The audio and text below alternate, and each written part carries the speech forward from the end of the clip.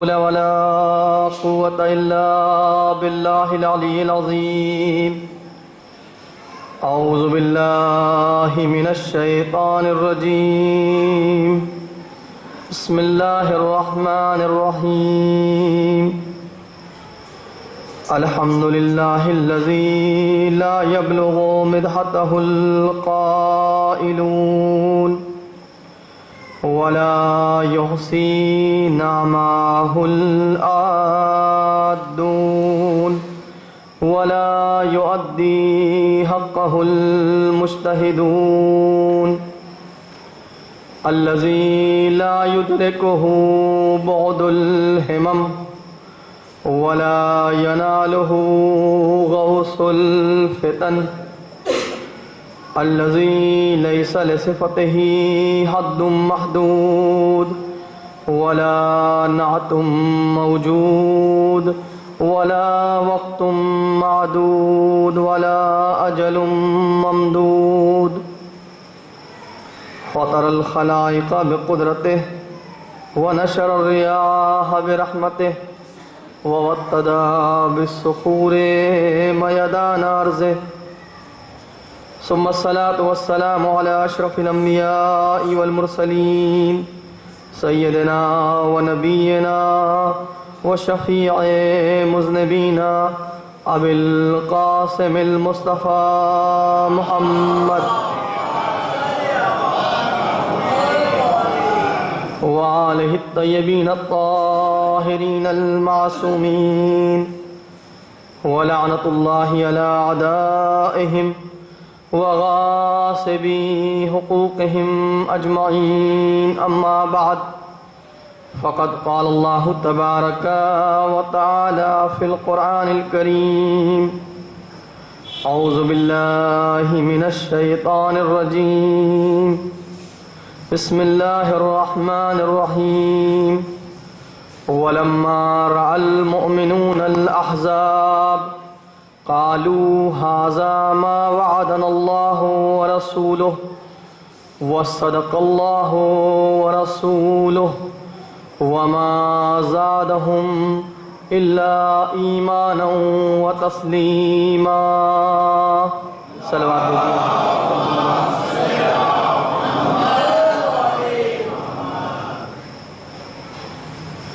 عزیزان گرامی قدر، قبل اس کے کہ آیہ کریمہ کے ذیل میں گفتگو کا آغاز کروں، آپ حضرات سے گزارش ہے ایک بار سورہ حمد اور 3 مرتبہ سورہ توحید کی تلاوت فرما کر یہ مرحومین جن کا میں نام لینے جا رہا ہوں ان کی روح کو اصال کر دیں.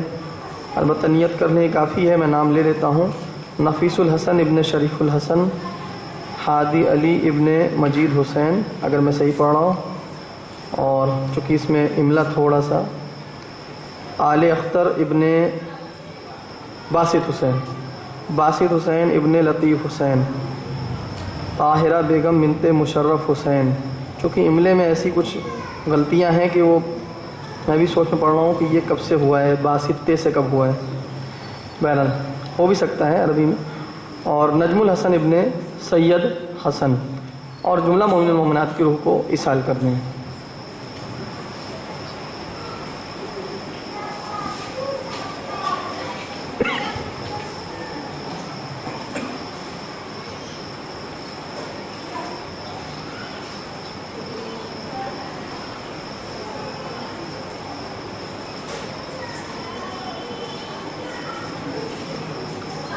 ایک درود بھیجیں بر محمد و آل محمد.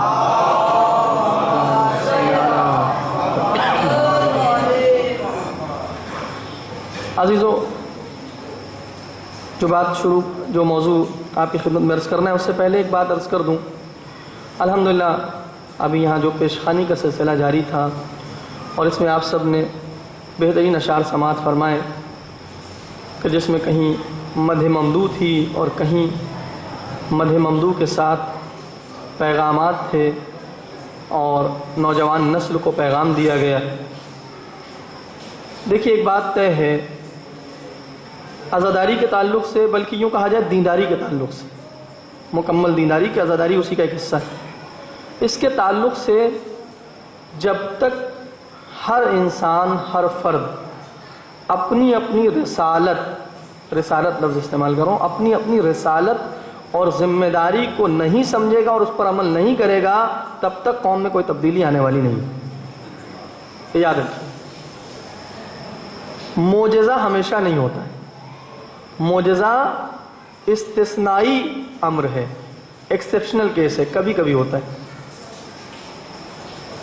نیچرل پروسیس یہی ہے کہ سب اپنی اپنی ذمہ داری کو پورا کریں، سب اپنی اپنی ذمہ داری کو نبھائیں، تو دیکھیے قوم کتنی بہترین قوم بن کے ابھرے گی، نسل کتنی بہترین نسل بن کے ابھرے گی، اور یہ قوم اس لائق بن جائے گی کہ دوسروں کو لیڈ کرے انشاءاللہ۔ یوں تو بعض شعراء کی مذمت بھی قرآن میں موجود ہے، مگر کون سے شعراء؟ وہی کہ جو یتبعہم الغاوون، وہ ایسے شعراء ہیں کہ جو گمراہ کرنے والے ہیں، جو خواہشات نفس کی پیروی کرنے والے ہیں۔ لیکن جب ایک شاعر، جب ایک ذاکر، جب ایک خطیب، جب ایک بانی مجلس، جب سامعین سب اپنی اپنی ذمہ داری کو محسوس کرنے لگتے ہیں تو پھر مجلسیں کامیاب مجلسیں ہوتی ہیں، پھر مجلسیں تعمیری مجلسیں ہوتی ہیں، تعمیری مجلسیں ہوتی ہیں۔ اور یہ بھی یاد رکھیے کہ مجلسوں کی کامیابی کا معیار زیادہ نعرے لگنا نہیں ہے، یاد رکھیے گا کہ جس مجلس میں زیادہ نعرے لگ گئے گویا وہ کامیاب مجلس ہو گئی، نہیں، کوئی ضروری نہیں، کوئی ضروری نہیں ہے۔ میں یہ نہیں کہہ رہا ہوں کہ نعرے لگ گئے اس کا مطلب ناکام مجلس ہے، میں یہ کہنا چاہ رہا ہوں کہ ضروری نہیں ہے کہ جس مجلس میں زیادہ نعرے لگے وہ مجلس کامیاب مجلس ہو۔ کہ مشکل یہی ہے نا کہ ہمارا مائنڈ سیٹ کہیں کہیں اہل بیت کے مائنڈ سیٹ سے الگ ہو جاتا ہے، ہمارے معیارات اور ہمارے کرائیٹیریاز بدل جاتے ہیں کبھی کبھی خدا و رسول اور اہل بیت سے۔ ہم کسی اور چیز کو کامیابی کا معیار قرار دیتے ہیں، انہوں نے کسی اور چیز کو کامیابی کا معیار سمجھا۔ ہوتا ہے کبھی کبھی عزیز، ہم یہی ظاہری نعرے مثال کے طور پہ اور ظاہری واہ واہ کو نعرے کامیابی کا معیار سمجھتے ہیں، اور وہ اس بات کو کامیابی کا معیار سمجھتے ہیں کہ جب ایک مجلس منعقد ہوئی ہمارے نام پہ تو یہاں سے جب اٹھ کے کوئی گیا تو کیا لے کے گیا، اس کے اندر کوئی تبدیلی آئی کہ اس کے اندر کچھ چینج آیا کہ نہیں آیا۔ اگر اس کے اندر کچھ چینج آیا یہ ہے کامیابی، ایک آدمی میں بھی اگر چینج آ گیا کامیابی ہے یہ۔ کیونکہ عزیزان گرامی رسول خدا صلی اللہ علیہ وآلہ وسلم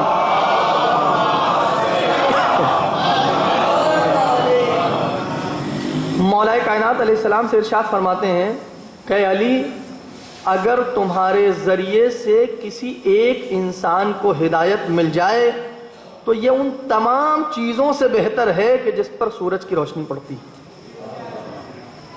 تو اس کا مطلب جیسے ذات علی اگر کسی ایک انسان کے لیے ہدایت بن جائے تو یہ بہتر ہے ان تمام چیزوں سے جس کے اوپر سورج کی روشنی پڑتی ہے، تو اگر تذکرہ علی کسی ایک انسان کے لیے باعث ہدایت بن جائے تو یہ بہتر ہے ان تمام چیزوں سے جن کی روشنی سورج کے اوپر سورج کی روشنی پڑتی ہے۔ ذکر علی، اور ہے اس میں صلاحیت، یقیناً ہے اس میں صلاحیت، بس وہ ظرف ہونا چاہیے، وہ انداز ہونا چاہیے، وہ پہلو پیش کرنا چاہیے۔ فضائل بے شک پڑھنے ہی چاہیے اور فضائل ہی پڑھنے چاہیے، کئی بات اور نہ چلی جائے اس لیے میں یہیں پہ روک رہا ہوں اس بات کو۔ فضائل ہی پڑھنے چاہیے، اور میں سمجھتا ہوں نا کہ صرف فضائل ان کے پڑھ دیجئے کافی ہے، خود بخود دنیا سمجھ جائے گی کہ دوسرے کیا۔ کوئی ضرورت نہیں ہے کسی کے اوپر کمنٹ کرنے کی، کوئی ضرورت نہیں ہے، خود ان کے فضائل بیان کر دیجئے۔ اگر یہ دنیا نے سمجھ لیا کہ ان کی فضیلت کیا ہے تو خود بخود دنیا سمجھدار ہے، وہ سمجھ جائے گی۔ فطرت اس کی یہ کہے گی جو بافضیلت ہے اس کے پاس جاؤ۔ عقل و فطرت یہی تو کہتی ہے، عقل و فطرت کا تقاضا یہی ہے کہ بہتر کو چھوڑ کے کمتر کو نہ لو۔ عام زندگی میں بھی انسان یہی کرتا ہے، تو جب اسے آپ بہتر نمونہ دے دیں گے خود بخود سمجھ جائے گی۔ بہرحال جس آیت کریمہ کی تلاوت کی ہے اس میں اشارہ ہو رہا ہے، پورا سورہ ہے، سورہ احزاب، جو ایک اسلام کی ایک تاریخی جنگ کی طرف اشارہ ہے۔ کون سی جنگ؟ جس کا ایک دوسرا نام جو زیادہ مشہور ہے ہمارے درمیان، سورہ احزاب یا جنگ احزاب، کہ جس کا دوسرا نام تاریخ میں جو ہمارے درمیان زیادہ مشہور ہے اور تاریخ میں بھی بیان ہوا ہے وہ کیا ہے؟ جنگ خندق۔ کہیں سے آواز آئی الحمدللہ، مرحبا بناصرنا، کوئی مدد تو کرتا ہے کم سے کم۔ جنگ خندق، ہم زیادہ جس کو جانتے ہیں جنگ خندق کے نام سے۔ حالات کی جو منظر کشی کی ہے پروردگار نے جنگ خندق میں۔ جنگ خندق کیسی جنگ ہے؟ آپ نے بہت سنی ہے، میں جنگ نہیں پڑھوں گا، جنگ تو آپ نے ماشاءاللہ بہت سنی ہے کہ جنگ خندق میں کیا کیا ہوا، لیکن تھوڑا پس منظر دیکھیے جنگ خندق کا، اور یہ دیکھیے کہ حالات کیا تھے جنگ خندق میں۔ احزاب کیوں کہا جاتا ہے اس جنگ کو؟ احزاب حزب کی جمع ہے نا، حزب یعنی پارٹی، احزاب یعنی پارٹیز۔ جتنی پارٹیز تھی، جتنے گروپس تھے اسلام دشمن، وہ سب ایک طرف تھے، اور وہ چند محدود لوگ تھے جو مسلمان تھے یا مسلمانوں کے ساتھ تھے، بہت ہی محدود۔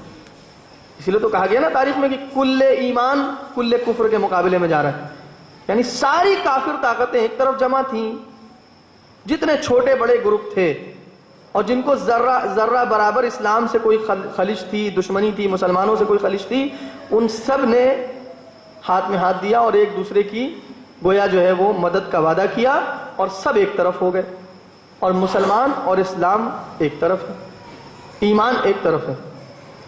تو کیفیت یہ تھی عزیزان گرامی کہ قرآن مجید اس طرح ترسیم کر رہا ہے، اس کیفیت کو رکاسی کر رہا ہے کہ وَإِذْ جَاءُوكُم مِّن فَوْقِكُم وَمِنْ أَسْفَلَ مِنْكُمْ، جب وہ احزاب، جب جو مخالف لشکر تھا وہ لشکر پہ لشکر آنے لگے، اوپر سے آتے تھے، نیچے سے آتے تھے، یعنی کبھی پہاڑوں سے اترتے تھے تو کبھی زمین سے ظاہر ہوتے تھے۔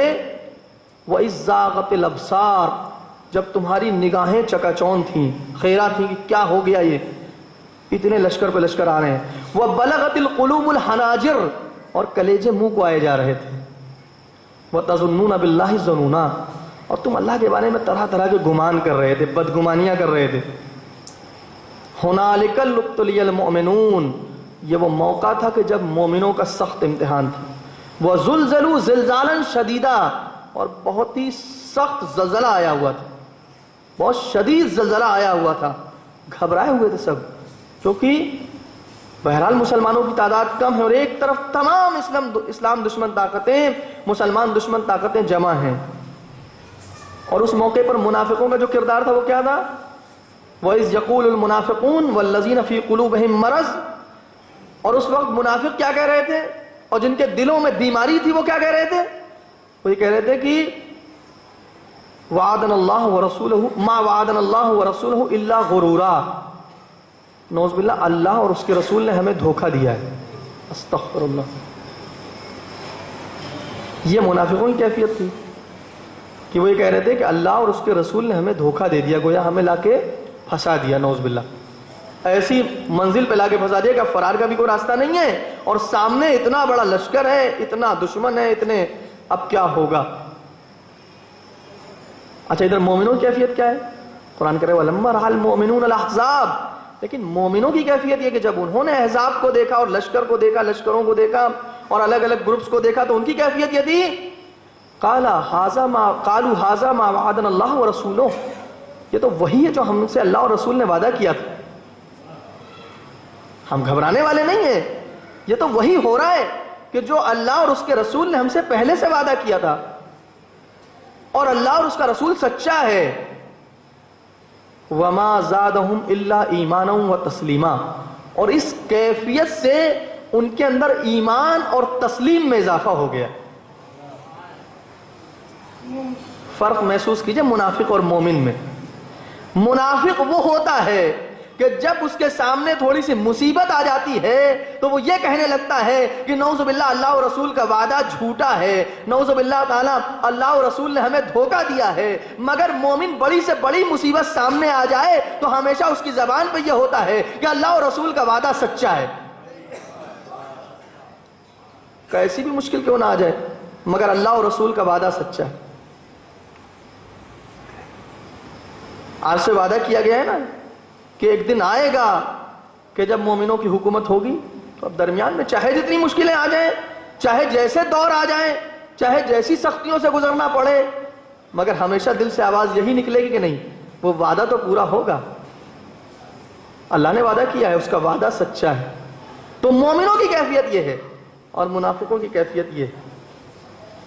قرآن مجید میں 3 مقام پر لفظ تسلیم آیا ہے، 3 مقام، جہاں پہ 2 مقام پر جو لفظ تسلیم آیا ہے اس کا مطلب ہے خدا اور رسول کے سامنے اور اس کے حکم کے سامنے سر کو جھکا دینا۔ تسلیم یعنی کیا؟ کہ خدا اور اس کے رسول کے سامنے، اس کے نبی کے سامنے، اس کے حکم کے سامنے اپنے سر کو جھکا دینا، اس کے فیصلے کو مان لینا۔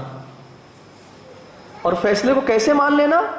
مجبوری میں نہیں، بیزاری سے نہیں، ناگواری سے نہیں، خوشی خوشی مان لینا، خوشی خوشی مان لینا۔ کیوں؟ اس لیے کہ جو دوسری آیت ہے سورہ نساء کی آیت نمبر 65، یہ جو آیت میں نے تلاوت کی ہے سورہ مبارکہ احزاب کی آیت نمبر 22 ہے، اور دوسرے مقام پہ سورہ مبارکہ نساء کی آیت نمبر 65 میں کیا ارشاد ہو رہا ہے؟ فَلَا وَرَبِّكَ لَا يُؤْمِنُونَ حَتَّى يُحَكِّمُوكَ فِيمَا شَجَرَ بَيْنَهُمْ ثُمَّ لَا يَجِدُوا فِي أَنفُسِهِمْ حَرَجًا مِّمَّا قَضَيْتَ وَيُسَلِّمُوا تَسْلِيمًا۔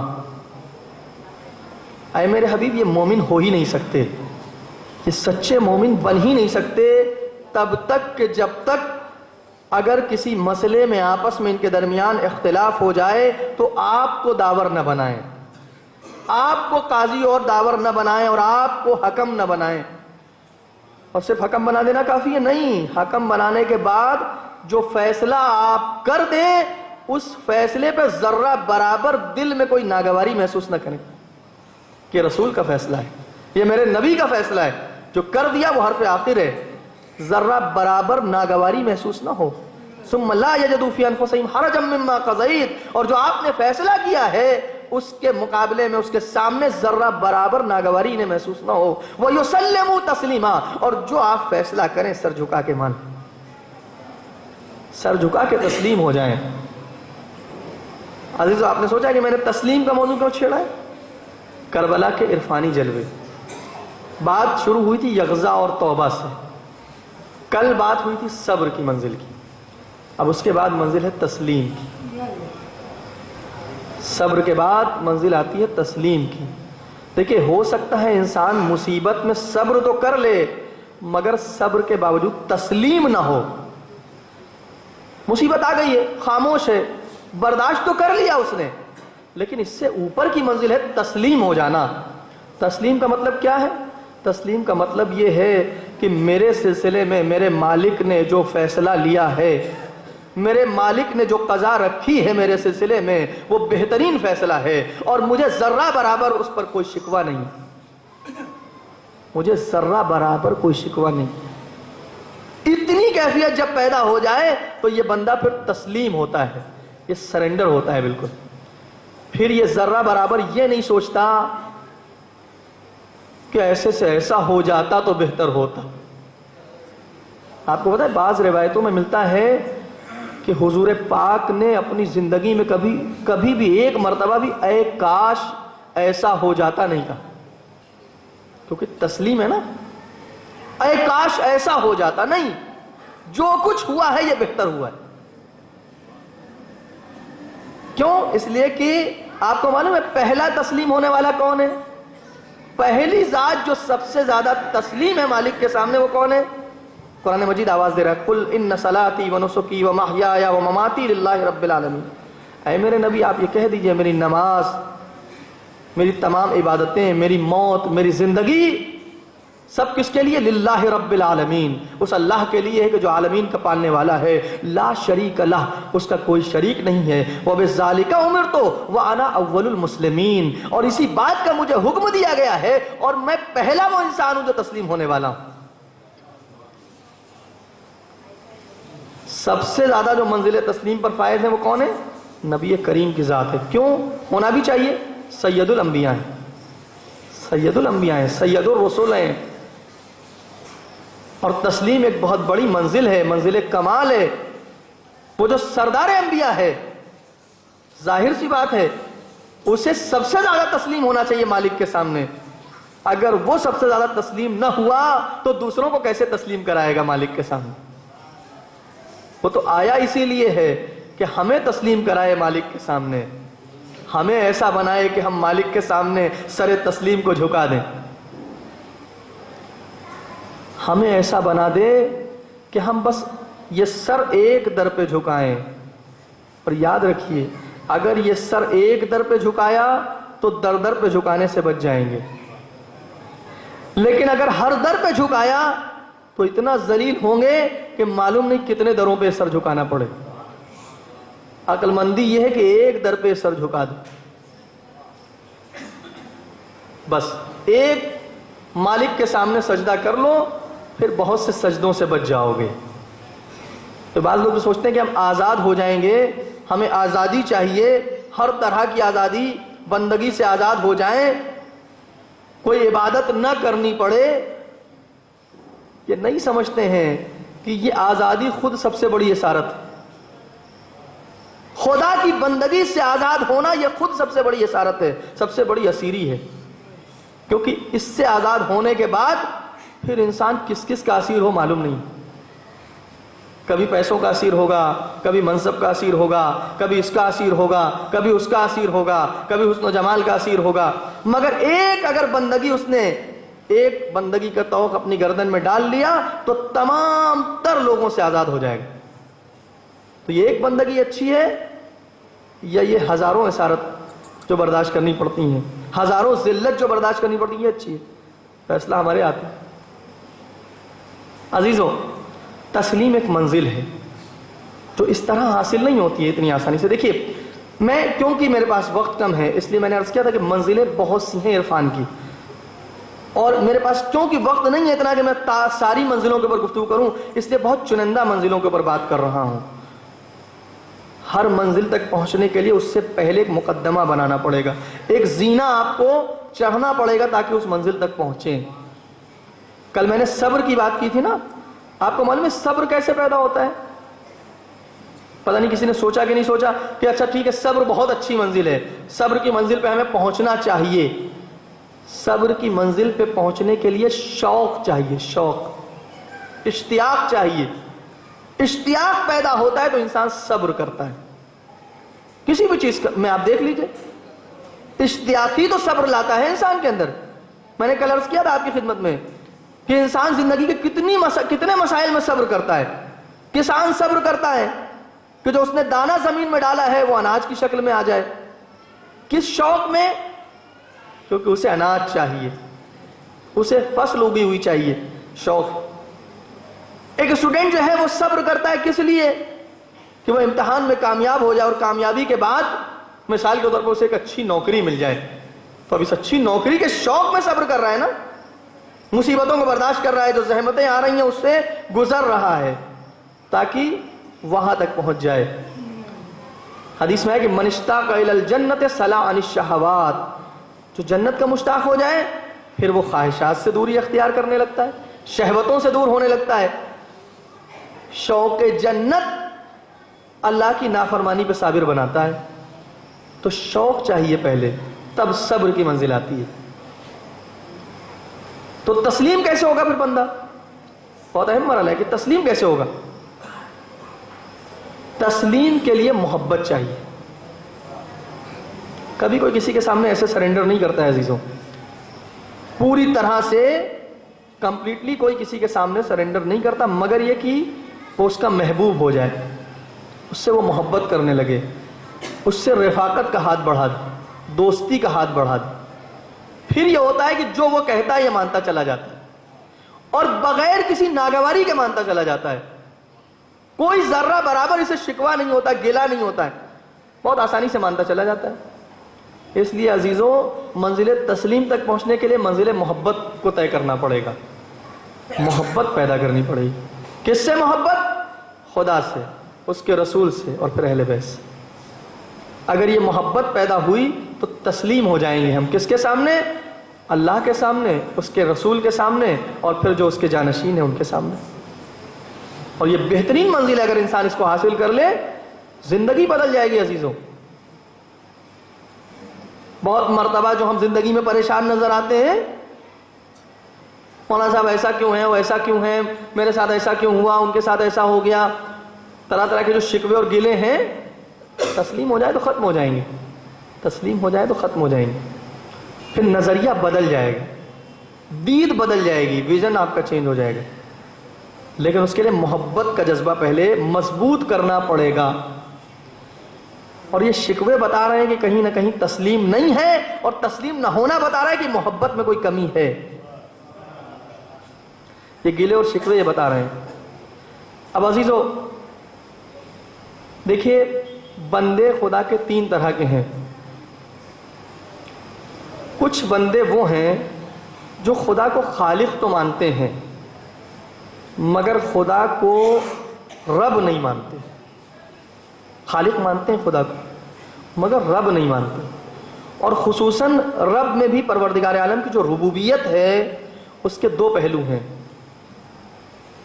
ایک ربوبیت ہے اس کی تکوینی، یعنی اس پورے عالم میں جو کچھ قدرتی طور پہ ہو رہا ہے وہ اس کو انجام دینے والا ہے. اور ایک اس کی ربوبیت کا پہلو ہے تشریعی، یعنی شریعت، یعنی قانون اس کا. یعنی چونکہ وہ پروردگار ہے، پالنے والا ہے، اس لیے قدرتی طور پہ بھی اپنے مخلوقات کی تمام ضرورتوں کو پورا کرنے کی ذمہ داری اس کی ہے. اور پھر انہیں کہ جنہیں اختیار دیا ہے، کون کون؟ انسان اور جنات. ان کے لیے قانون بنانا بھی اس کی ذمہ داری ہے. ایسے قانون کہ جن پر عمل کر کے یہ اس منزل تک پہنچ سکے جن کے لیے انہیں پیدا کیا گیا، وہاں تک پہنچ سکے جو ان کا مقصد خلقت. ربوبیت تشریعی اس کو کہا جاتا ہے، یعنی شریعت جو اس نے بنائی. عزیزوں، کچھ بندے ایسے ہیں جو خدا کو خالق تو مانتے ہیں لیکن رب نہیں مانتے، یا اگر رب مان بھی لیتے ہیں تو صرف تکوینی اعتبار سے اس کو رب مانتے ہیں، شریعت کے اعتبار سے اس کو رب نہیں مانتے. آپ کہیں گے یہ کیسا بندہ ہو سکتا ہے؟ ہم نے تو آج تک ایسا بندہ نہیں دیکھا ہے، کیونکہ ہم نے تو توحید کو بھی نہیں سمجھا ہے. تو ہم تو سمجھتے ہی نہیں ہے نا کہ ربوبیت کا معاملہ کیا ہے، ربوبیت میں کیسی کیسی قسمیں ہیں، توحید کتنی وسیع ہے. اگرچہ اہل بیت نے ہمیں بہت وسیع توحید دی ہے، بہت وسیع توحید اہل بیت نے ہمیں تعلیم دی ہے، لیکن ہم خود اس سے غافل ہیں. افسوس کا مقام یہ. اور اگر آج غافل نہ ہوتے تو دوسروں کو کہنے کا موقع نہ ملتا. دوسرے جو اعتراض کر رہے ہیں آئیں، میں یہ دعویٰ کرتا ہوں آئیں اور گفتگو کریں توحید کی. ہمارے علماء آمادہ ہیں گفتگو کرنے کے لیے، باقاعدہ کتابیں لکھ دی ہیں انہوں نے، لیکن اس کے باوجود اگر آتے ہیں اور آگے گفتگو کرنا چاہتے ہیں تو آگے گفتگو کریں. زیادہ انہیں کہیں نہیں لے جاؤں گا، صرف دعائے کمیل تک رکھا جائے گا. صرف دعائے کمیل یا صرف دعائے ابو حمزہ سمالی جو توحید بیان ہوئی اللہ اکبر، یا صرف آئیں صرف ایک دعا سے بحث کر لیں اور پھر دیکھیں کہ ہماری توحید کیا ہے. یا صرف دعائے مبارک عرفہ جو امام حسین علیہ السلام کی مشہور دعا ہے، آئیں اس سے آ کے دیکھ لیں توحید کیا ہے ہمارے پاس. ہے کہ ایک ڈرائیور تھا سعودی عربیہ میں اور حاجیوں کو لے جاتا تھا مینا. تو ایک ایرانی قافلہ گیا ہوا تھا حج کے موقع پہ. تو عزیزوں، ایرانی قافلے کو مینا لے گیا وہ، اور ان کا دستور ہے کہ یوم عرفہ دعائے عرفہ امام حسین علیہ السلام کی تلاوت کرتے ہیں بہترین انداز میں. جب اس ڈرائیور نے ان کو وہاں پہنچایا تو رک گیا، اور انہوں نے جو دعا شروع کی تو وہ دعا بڑے انہماک سے اس نے سنی، بڑی توجہ سے سنی، اور اس کے لیے ترجمے کی بھی ضرورت نہیں، جا رہا تھا. جب اس نے وہ دعا سنی تو سر پکڑ لیا، اور اس کے بعد اس کا اسٹیٹمنٹ یہ تھا کہ ہمیں بہکایا گیا تھا، ہمیں گمراہ کیا گیا تھا، آج ہمیں سمجھ میں آیا ہے کہ توحید تو تم لوگوں کے پاس ہے. آج ہمیں پتہ چلا ہے.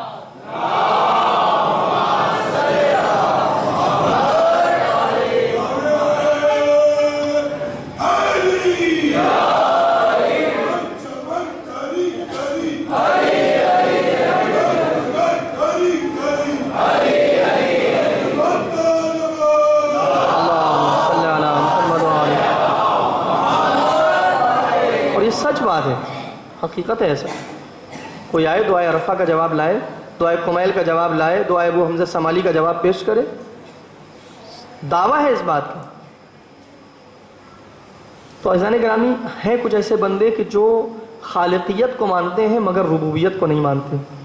اچھا، بندہ کیوں کہہ رہا ہوں؟ بندہ اس اعتبار سے کہہ رہا ہوں کہ مخلوق تو ہے، بھلے ہی اس نے بندگی سے انکار کر دیا ہو، لیکن ہے تو بندہ.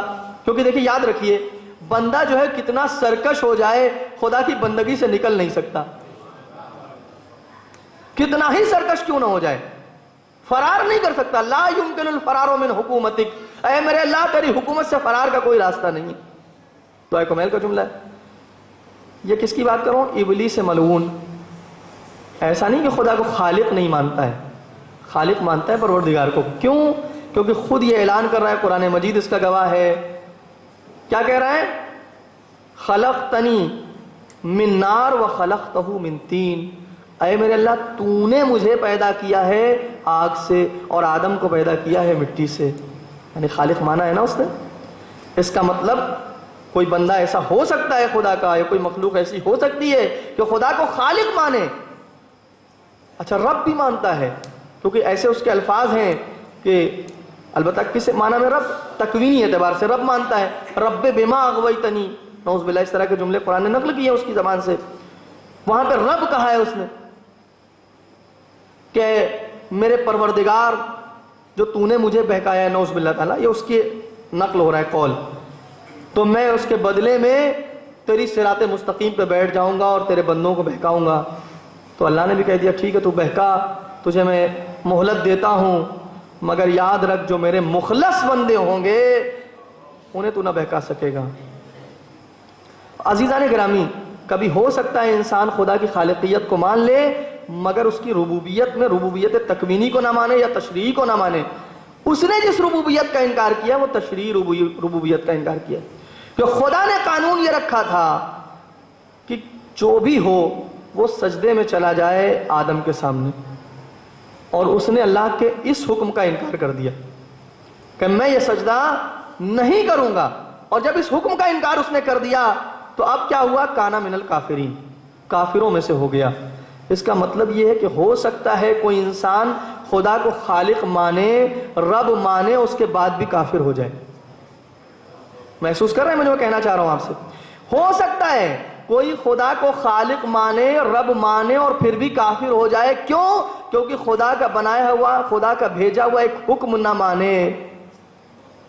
خدا کا ایک بھیجا ہوا ایسا حکم جو بالکل مسلم ہے، جو بالکل واضح ہے، اس حکم کا انکار کرے اور نتیجے میں کافر ہو جائے. اب عزیزو آپ توجہ کیجئے گا، خدا نے کتنے واضح الفاظ میں حکم دیا ہے اپنے رسول کو. یا ایھا الرسول بلغ ما انزل الیک من ربک وان لم تفعل فما بلغت رسالتہ واللہ یعصمک من الناس. اے میرے رسول پہنچا دیجئے اس پیغام کو جس کا حکم ہم آپ کو پہلے سے دے چکے ہیں، ہم آپ کو پہلے سے دے چکے ہیں. اور اگر اسے نہ پہنچایا تو گویا کار رسالت ہی انجام نہ دیا. تو اگر نبی نہ پہنچائے، یہ حکم خدا ایسا حکم ہے کہ اگر نبی نہ پہنچائے تو کہا جا رہا وَإِن لَمْ تَفْعَلْ فَمَا بَلَّغْتَ رِسَالَتَهُ، تو گویا آپ نے کار رسالت انجام نہیں دیا ہے. تو عزیزان گرامی، اب یہاں کون سا حکم ہے؟ یہ وہی ولایت کا حکم ہے کہ اگر اسے رسول نہ پہنچائے تو رسالت خطرے میں چلی جائے. اور اگر ہو سکتا ہے کوئی نہ مانے سمجھنے کے باوجود اور جاننے کے باوجود، تو عزیزان گرامی ہو سکتا ہے خالقیت کا کلمہ پڑھتا رہے،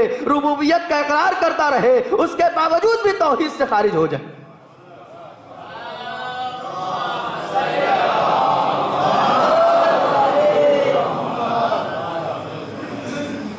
توحید کے زمرے سے باہر نکل جائے. عزیزوں ایک بات آپ کی خدمت میں عرض کروں، آج دنیا کی حالت یہ ہے، دیکھیے ہے آج بھی دنیا میں ایسا ہی ماحول ہے کہ لوگ بہت سے یہ ماننے کو تیار ہیں کہ خدا نے بنایا ہے، ہمیں خدا نے خلق کیا ہے. اب خدا نے خلق کر دیا، اس کا کام ختم. اب یہ دنیا میں چل رہا ہے کہ جو ہمارے زمینی مسائل ہیں اس میں خدا کو دخل دینے کی ضرورت نہیں. نعوذ باللہ تعالیٰ. یعنی کیا؟ میں اور واضح کر کے آپ کی خدمت میں عرض کروں، یعنی یہ کہ خالق وہ ہے اور ہمارے لیے قانون ہم خود بنائیں گے، ہے نا؟ خالق تو وہ ہے، یہ مانتے ہیں، لیکن قانون اپنے لیے ہم خود بنائیں گے، قانون وہ نہیں بنائے گا. جبکہ ہم یہ نہیں مانتے، ہم کہتے ہیں جو خالق ہے وہی قانون بنائے گا اور اسی کے قانون کو ماننا ہماری ذمہ داری ہے. آج جو سیکولرزم ہے وہ یہی چیز ہے کہ صاحب دین و سیاست کو الگ کر دیا جائے، دین و دنیا کو الگ کر دیا جائے. یعنی ٹھیک ہے خدا نے پیدا کیا ہے، دیکھیے ہمیں سنڈے کو چرچ جانے میں کوئی اعتراض نہیں ہے، مگر باقی سنڈے کی بات ہے، خالی سنڈے کو جائیے، ایک لمیٹڈ ٹائم ہے اس میں جائیے اور چرچ سے ہو کے آ جائیے، باقی جو ہم کر رہے ہیں اس میں کوئی دخل اندازی نہ کیجیے گا. یہی تو ہو رہا ہے نا. ٹھیک ہے، اللہ نے پیدا کیا، چلیے ایک دن اس کے لیے رکھ دیتے ہیں، ایک لمیٹڈ ٹائم، سنڈے ویک میں ایک دن اس کو بھی دینا چاہیے نا، تو ایک دن اس کو بھی دے دیتے ہیں. ٹھیک ہے، لیکن باقی جو ہماری زندگی چل رہی ہے اور باقی جو ہمارا نظام چل رہا ہے، سسٹم چل رہا ہے، اس میں خدا کا کوئی قانون نہیں حاکم ہوگا، نہ خدا کی کوئی دخل ہے اس میں. عزیزان گرامی، آپ محسوس کریں یہ کہیں نہ کہیں وہی ابلیسیت کا مزاج ہے کہ قانون الہی کو نہیں تسلیم کریں گے، اس کو خالق ماننے پر تیار ہیں. اور عزیزو یاد رکھیے گا یہی تو مسئلہ ہے. دیکھیے ایسے بہت سے لوگ تھے جو مولائے کائنات کو بہت اچھا مانتے تھے، بڑی تعریفیں کرتے تھے کہ مولائے کائنات سے بہتر تو کوئی ہے ہی نہیں نبی کے بعد. عالم اصحاب ہیں علی علیہ السلام، عالم اصحاب ہیں، افضل اصحاب ہیں، سب میں بہتر ہیں، سب میں افضل ہیں، سب میں زیادہ علم رکھنے والے ہیں، اتقی ہیں، سب میں سب سے زیادہ متقی ہیں. یہ سب مانیں گے مگر ان کو حاکم نہ مانیں گے، حاکم نہیں مانیں گے، حکومت نہیں، یہ نہیں. ٹھیک ہے یہ ساری باتیں اپنی جگہ کہ اچھے ہیں، عالم ہیں، افضل ہیں، ساری باتیں، مگر حاکم نہ بنائیں گے ان کو. اب آپ محسوس کر رہے ہیں، دیکھیں کہ حاکم کیوں نہ بنائیں گے بھائی، جب یہ سب سے بہتر ہیں، عالم ہیں، افضل ہیں، اتقی ہیں، تو کیوں نہ انہیں حاکم بنایا جائے. کہ نہیں، حاکم ہم اپنا رکھیں گے، چونکہ یہ جو ہیں وہ ہمارے اشاروں پہ تو چلیں گے نا، یہ ہمارے اشاروں پہ نہ چلیں گے، یہ تو خدا کا قانون نافذ کریں گے، یہ جو اللہ کا قانون ہے وہ نافذ کریں گے. اور جب وہ قانون نافذ ہوگا تو بڑے بڑوں کا مسئلہ جو ہے وہ پھنس جائے گا. لہذا ان کو حاکم نہ بناؤ، ان کو الگ رکھو. آج بھی ایسے ہی ہو رہا ہے عزیزوں، آپ محسوس کیجئے گا. آپ دیکھیے غور کیجئے، آج سے کچھ تقریباً 36-37 سال پہلے اگر آپ غور کیجئے، ایران کی کسی سے دشمنی تھی؟ کوئی ملک ایران کی کسی سے کوئی دشمنی تھی؟ کوئی دشمنی نہیں تھی. جتنے دنیا کے ممالک ہیں سب سے بہت اچھے تعلقات تھے، یہاں تک کہ جتنی گلف کنٹریز ہیں سب سے بہت اچھے تعلقات تھے. تو یہ اچانک تعلقات کیوں خراب ہو گئے؟ تعلقات صرف اس لیے خراب ہو گئے ہیں کہ جن لوگوں نے مولائے کائنات کو بحیثیت حاکم تسلیم نہیں کیا تھا، جب اسی حاکمیت کی ایک ذرا سی پرتوں، اسی حاکمیت کی ایک ذرا سی پرتوں، میں کہوں گا اس کو بہت ذرا سی، اس کی ایک شعاع ہے نا، ایک کرن، جب ایک مجتہد جامع الشرائط کے ذریعے سے ظاہر ہوئی اور اس نے حکومت اسلامی کو قائم کیا اور کہا آج سے وہ حکم نافذ ہوگا، وہ قانون لاگو ہوگا جو اسلام کا قانون ہے. اور وہ بھی کون سا اسلام؟ وہ اسلام جو اللہ کے رسول اور ان کے اہل بیت نے دیا ہے. اب ساری دنیا دشمن ہو گئی، اور آج بھی اس کو مائنس کر دیا جائے تو ساری دشمنی ختم ہے. اس کو مائنس کر دیا جائے سارے مسئلے ختم ہو جائیں گے. محسوس کر رہے ہیں آپ؟ کوئی کسی کا جھگڑا نہیں تھا. خیر مجھے غیروں سے گلہ نہیں ہے، گلہ اپنوں سے ہے. سوال یہ ہے کہ آج اگر ہم ایک دنیا کے چھوٹے سے خطے کے اوپر اس مجتہد کی حکومت کو قبول نہیں کرتے کہ جس کو امام نے اپنی طرف سے ہمارے اوپر حجت بنایا، تو ہم کیسے اس حکومت کو قبول کریں گے جو عالمی حکومت ہوگی؟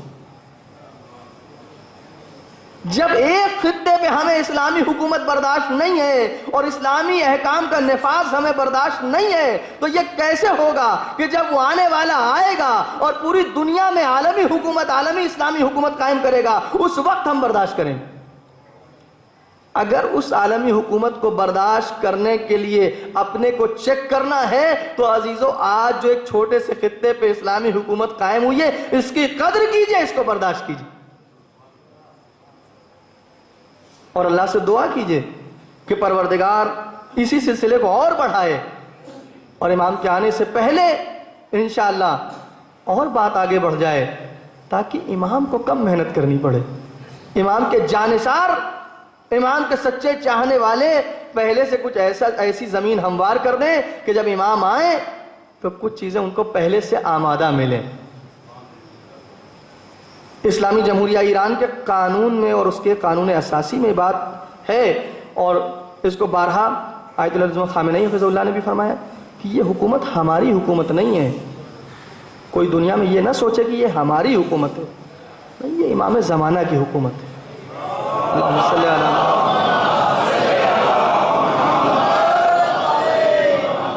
ہم کبھی یہ نہیں سمجھتے کہ یہ حکومت ہماری حکومت ہے، یہ تو امام آخر کی حکومت ہے، ہم تو صرف اس کے امانت دار ہیں، جیسے ہی وہ آنے والا آئے گا اس کے حوالے کر دیں گے،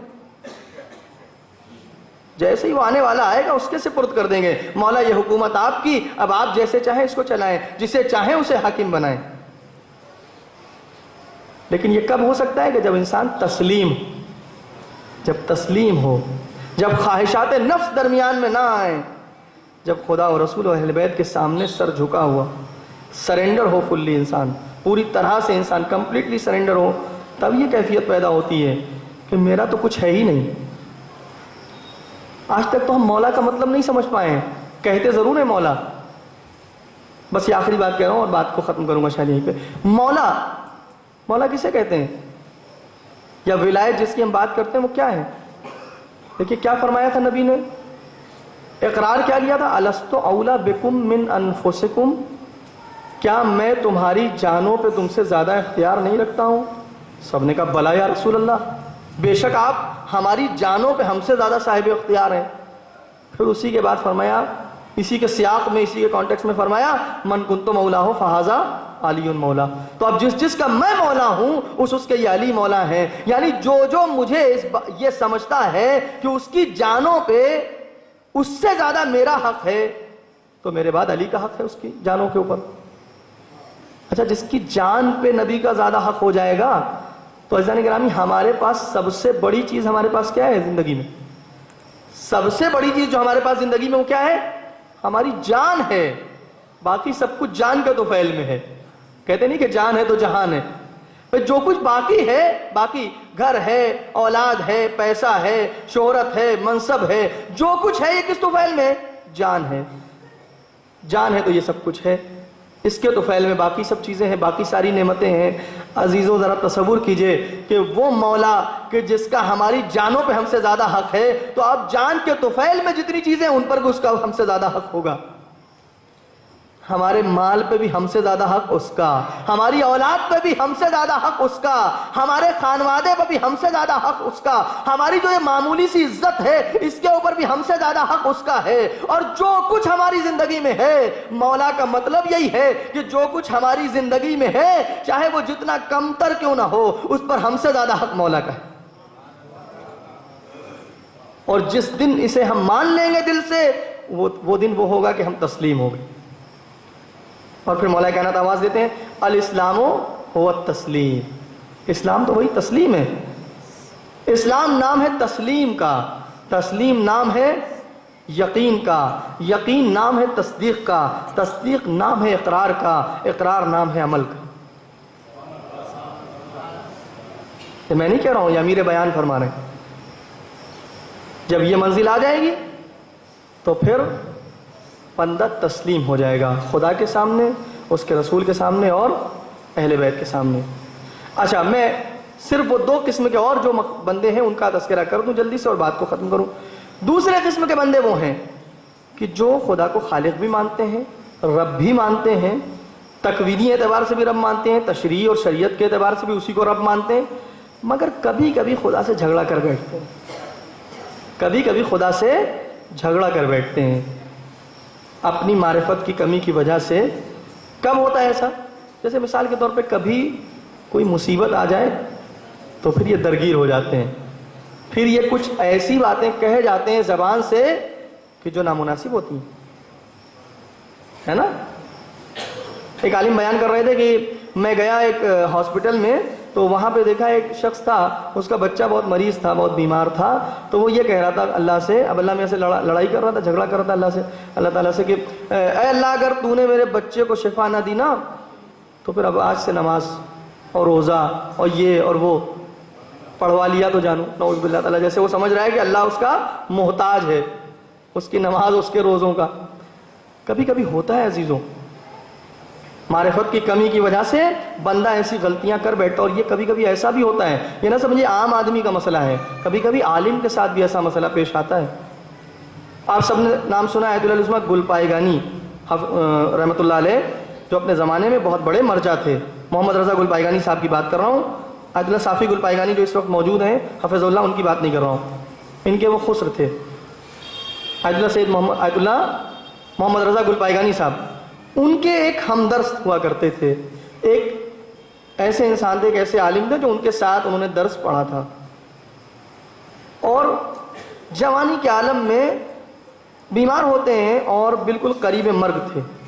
آیت اللہ نظمہ گلپائگانی جاتے ہیں ان کی عیادت کے لیے، اور جب جا کے عیادت کے لیے پہنچتے ہیں تو وہ ایسی بات کہہ رہے ہوتے ہیں کہ خدا نے جتنا ظلم، نعوذ باللہ، جتنا ظلم و ناانصافی میرے ساتھ کی کسی کے ساتھ نہیں کی، کیوں؟ میرے ابھی چھوٹے چھوٹے بچے اور اللہ مجھے دنیا سے اٹھا رہا ہے، استغفر اللہ ربی۔ ایک آدھ اس طرح کے اور واقعات آیت اللہ گلپائگانی کی زندگی میں پیش آئے تھے، جس کے نتیجے میں آیت اللہ عظمہ گلپائگانی اتنا ڈر گئے تھے کہ اس کے بعد جب بھی کوئی جاتا تھا ان سے ملنے کے لیے، کوئی بھی عام آدمی یا خاص، تو ہمیشہ کہتے تھے یہ دعا کرو کہ خاتمہ بخیر ہو، خاتمہ بخیر ہو۔ پتہ نہیں آخر وقت میں کیا ہو، کسی کو نہیں پتا ہے، وہ آخری صفحہ جب زندگی کا، کتاب زندگی کا، وہ کیا ہو کسی کو نہیں معلوم ہے نا۔ اس لیے ہمیشہ دعا کرتے رہنا چاہیے انسان کو، خاتمہ بخیر ہو، آخر میں ایمان پہ مریں، اے اللہ مجھے مسلمان اور مومن دنیا سے اٹھانا۔ یہ دعا انسان کو ہمیشہ کرتے رہنا چاہیے۔ تو کبھی کبھی ایسا ہوتا ہے عزیزوں کہ کوئی بندہ خالقیت کو مانتا ہے، اللہ کی ربوبیت اور اس کو رب مانتا ہے، لیکن اس کے باوجود کبھی مصیبت آ جاتی ہے تو کیفیت بدل جاتی ہے۔ لیکن تیسرے قسم کے بندے وہ بندے ہیں کہ خوش نصیب ہیں، وہ کہ جب بھی کوئی مصیبت آتی ہے تو جب متن بلا میں ہوتے ہیں، متن مصیبت میں ہوتے ہیں، یعنی دیکھیں مصیبت کے بعد ہو سکتا ہے انسان شکر بھی کر لے، صبر بھی کر لے، جب مصیبت کا ہنگام ہو اس وقت کیفیت کیا ہے، بہت اہم ہوتا ہے۔ ہوتے ہیں ایسے بندے کہ اس وقت بھی اس قدر خدا سے راضی ہوتے ہیں، اس قدر خدا کے سامنے تسلیم ہوتے کہ میرے اللہ جو تو نے کیا وہ بہتر، جو تو نے فیصلہ میرے حق میں کیا وہ اچھا۔ اللہ نے جناب داؤد کو وہی نازل کی، اے داؤد دیکھو تمہاری بھی کچھ خواہش ہے اور میری بھی کچھ خواہش ہے، یعنی کچھ تمہاری مشیت ہے اور کچھ میری مشیت ہے، بہتر یہ ہے کہ اپنی مشیت کو میری مشیت کے سامنے تسلیم کر دو۔ اگر اپنے ارادے اور اپنی خواہش کو میری خواہش کے سامنے تسلیم کر دو گے تو میں تمہارے لیے کافی ہو جاؤں گا، لیکن اگر اس کا الٹا کیا کہ اپنی مشیت کو اور اپنی خواہش اور اپنی مرضی کو اوپر رکھا تو تمہیں رنج میں مبتلا کر دوں گا، رنج میں ڈال دوں گا، تکلیف میں ڈال دوں گا، مگر یہ کہ تم اپنی مشیت اور اپنی خواہش کو میری خواہش کے سامنے تسلیم کر دو، اور اگر تم نے نہ بھی کیا تسلیم تو جان لو ہوگا وہی جو میری مشیت ہے، نہ بھی کیا نا تو ہوگا وہی جو میری مشیت ہے، بس اتنا تسلیم ہو جائے انسان، اور تسلیم کے لیے محبت کا جذبہ پیدا کرنا پڑے، خدا اور رسول و اہل بیت سے محبت، مودت، یہ جذبہ جتنا قوی ہو جائے گا تسلیم اتنی بڑھ جائے گی، خدا کے سامنے سرسپردگی اتنا زیادہ ہو جائے گی۔ بہت ہی پیارا شعر ہے وہ میر کا ہے کہ زیر شمشیر ستم میر تڑپنا کیسا، سر بھی تسلیم محبت میں ہلایا نہ گیا، سر بھی تسلیم محبت میں ہلایا نہ گیا۔ یہ کون سے بندے ہیں؟ یہ وہ بندے ہیں کہ جو ایسا سجدہ کرتے ہیں کہ قیامت تک سارے سجدے فخر کریں اسے، ایک سجدے سارے سجدوں کے لیے فخر کا سبب بن جائے، سارے سجدوں کی معراج بن جائے۔ اور عزیزانو، نہ صرف امام حسین اتنا تسلیم تھے خدا کی قضا اور اس کے فیصلے کے سامنے، بلکہ امام حسین کے اصحاب، ان کے انصار، ان کے گھر والے، تمام کے تمام بے حد تسلیم۔ کربلا میں آپ کو ہر طرف تسلیم نظر آئے گی، کسی ایک نے کوئی شکوہ تو کیا ہو، کسی ایک نے کوئی گلہ تو کیا ہو؟ وہ جنہیں ہم کہتے ہیں کہ یہ ناسمجھ ہیں، انہوں نے بھی کبھی کوئی ایسا کام کیا ہو جو ناسمجھی والا ہو؟ وہ معصوم سی بچی، کبھی اس نے بھی کوئی ایسی بات کی ہے جس سے یہ اندازہ ہو کہ تسلیم نہیں ہے مالک کی رضا، مالک کے ارادے کے سامنے؟ نہیں، تسلیم ہے۔ اللہ اکبر، کیسی تربیت دی ہے امام حسین علیہ السلام نے اپنے اصحاب باوفا کو، اپنے اعزہ کو، اپنے بچوں کو کون سی تربیت دی ہے کہ اتنا تسلیم ہے مالک کے ارادے کے سامنے؟ عزادارو، ایام بہت سخت ایام ہیں۔ وہ ایام ہے کہ جب اہل حرم قید کی منزلوں میں ہے۔ خدا کسی کو ایسا غم نہ دے، خدا کسی کے اوپر ایسی مصیبت نہ لائے جو اہل حرم پہ پڑی، خدا کسی یتیمہ کا ایسا امتحان نہ لے جو سکینہ نے دیا۔ عزادارو، بس چند جملے پڑھوں گا مصائب کے، اور یہ واقعہ شاید آپ کا سنا ہوا ہو۔ دربار یزید ہے، یزید ملعون دربار میں بیٹھا ہوا ہے، اہل حرم قیدی بن کے کھڑے ہوئے۔ ایک مرتبہ یزید ملعون کیا کرتا ہے؟ وہ تشت منگواتا ہے جس میں حسین مظلوم کا کٹا ہوا سر، تشت کے اوپر، تشت کے اندر حسین مظلوم کا سر ہے، اس کے اوپر ایک رومال ہے، اس کے بعد اس رومال کو ہٹاتا ہے۔ رومال کو ہٹانے کے بعد جو جسارت کرتا ہے، میری زبان میں طاقت نہیں ہے کہ میں پڑھوں، اور جسارت کرتے کرتے ایک مرتبہ حسین کی یتیمہ پہ نظر جاتی ہے، پوچھتا یہ کون ہے؟ کسی نے بتایا یہ حسین کی یتیمہ۔ اچھا، میں نے سنا ہے حسین اپنی بچی کو بہت چاہتے تھے، حسین اپنی بچی سے بہت پیار کرتے تھے۔ اس معصوم سی بچی پہ یزید ملعون کی نظر پڑی۔ یزید ملعون نے سکینہ کا ایک عجیب امتحان لیا ہے عزادارو، کسی بچی پہ یہ منزل نہ آئے امتحان کی۔ یزید ملعون ایک مرتبہ سکینہ کی طرف مخاطب ہو کے کہتا ہے، میں نے سنا ہے تیرا بابا تجھے بہت چاہتا تھا، اگر تیرا بابا تجھے بہت چاہتا تھا نا تو اس کا ثبوت تجھے دینا ہوگا۔ معصوم سی بچی کیا ثبوت دے؟ یزید ملعون کہتا ہے اگر تیرا بابا تجھے بہت چاہتا تھا تو اس کا ثبوت یہ ہوگا کہ تو اپنے بابا کو آواز دے اور تیرے بابا کا کٹا ہوا سر خود تیرے پاس آ جائے۔ عزادارو، سکینہ تڑپی تو بہت تھی، سکینہ اپنے باپ کی سر کو اپنے آغوش پہ لینے کے لیے عرصے سے مشتاق تو تھی، مگر سکینہ نے کبھی یہ نہ سوچا ہوگا کہ ایسی منزل آئے گی کہ بھرے دربار میں مجھے اپنی محبت کا امتحان دینا ہوگا۔ عزادارو، لیکن اب سکینہ مجبور ہے، اس لیے کہ بھرا ہوا دربار اور سکینہ کی محبت کا امتحان ہے، ادھر سے حسین کی محبت کا بھی امتحان ہے۔ ایک مرتبہ بچے نے اپنے معصوم ہاتھوں کو جوڑا، میرے بابا، ارے میری محبت کی لاج رکھ لو۔ عزادارو، سکینہ کے جملے امام حسین تک پہنچے۔ ایک مرتبہ سر مبارک اٹھا، سر مبارک تشت سے بلند ہوتا ہے، ارے سکینہ نے اپنا جلا ہوا کرتا پھیلا دیا، حسین مظلوم کا سر سکینہ کی آغوش میں۔ سارے درباریوں نے دیکھا حسین سکینہ کو کتنا چاہتے ہیں، سکینہ حسین سے کتنی محبت کرتی ہے، لیکن ہائے رے عزادارو، حسین کی یہ یتیمہ شام کے زندان میں سو گئی، شام کے زندان میں تنہا رہ گئی۔ الا لعنۃ اللہ علی القوم الظالمین، سیعلم الذین ظلموا ای منقلب ینقلبون۔ رضم قضائک و تسلیما لامرک لا معبود سواک۔ پروردگار تجھے واسطہ ہے محمد و آل محمد علیہ السلام کا، ہماری اس عزا کو قبول فرما۔ پروردگار ہم سے اگر اس میں کوئی کمی اور کوتاہی سے درگزر فرما۔ پروردگار جتنی آنکھیں اس وقت امام حسین کے غم میں گریہ کناں ہیں، پروردگار ان آنکھوں کو اس دن شاد رکھ جس دن تمام آنکھیں گریہ کریں۔ پروردگار جتنے عزادار یہاں موجود ہیں، جتنے عزادار اس دنیا میں امام حسین کا غم منا رہے ہیں، ان کو ان کی جان مال عزت و آبرو کی حفاظت فرما، ان کی تمام تر پریشانیوں کو دور فرما۔ پروردگار ان میں جو مقروض ہیں انہیں قرض کے بار سے سبکدوش فرما۔ پروردگار جو بے اولاد ہیں، تجھے حسین کی یتیمہ کا واسطہ انہیں صاحب اولاد بنا دے۔ جو صاحب اولاد ہیں انہیں اپنی اولاد کی نیک تربیت کی توفیق عطا فرما۔ پروردگار علماء اعلام، مراجع کرام، خصوصاً آیت اللہ العظمہ سیستانی، آیت اللہ العظمہ خامنئی حفظ اللہ اور دیگر مراجع اعظام کا سایہ ہمارے سروں پر باقی رکھ۔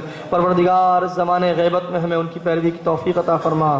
پروردگار مقدس مقامات کی حفاظت فرما، ان لوگوں کی حفاظت فرما جو ان مقدس مقامات کی حفاظت کے لیے اپنی جانوں کو ہتھیلی پہ لیے دن و رات کوشش کر رہے ہیں۔